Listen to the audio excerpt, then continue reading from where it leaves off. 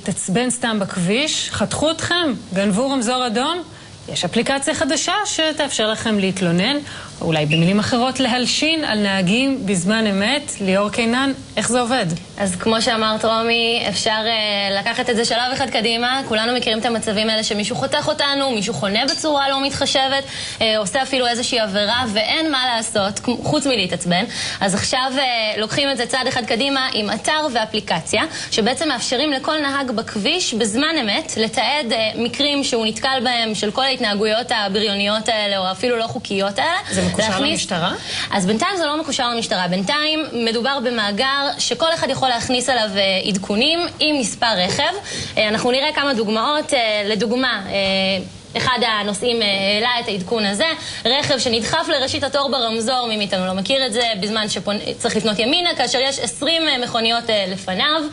עוד דוגמה, רכב שחונה על המדרכה תוך חסימה לחלוטין של המעבר וסיכון הולכי רגל ברמת גן. דוגמה נוספת, הוא מעדכן רכב ששפשף את רכבו והמשיך בכיכר מילאנו בתל אביב.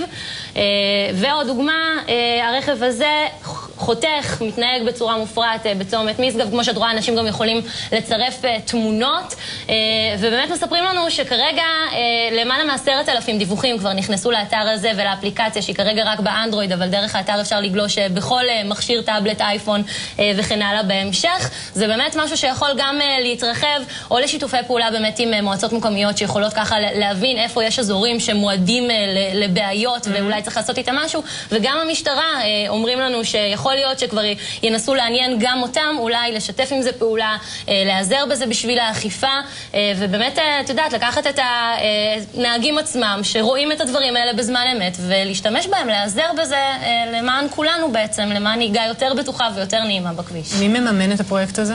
אז כרגע מדובר באמת בפרויקט של כמה יזמים צעירים שעושים את זה ומסתמכים על הפרסום כמה שיכניס להם את הכסף, הפרסום באתר ובאפליקציה. הם עושים את זה ללא גביית תשלום, כמובן חינמי לחלוטין מאיתנו הנהגים, ויש לזה בעיניי פוטנציאל לתפוס תאוצה. גם הם מרגישים ככה שמי יודע לאן זה עוד יגיע ולאן זה ישמש את כולנו בעתיד. מלשינון במילים אחרות.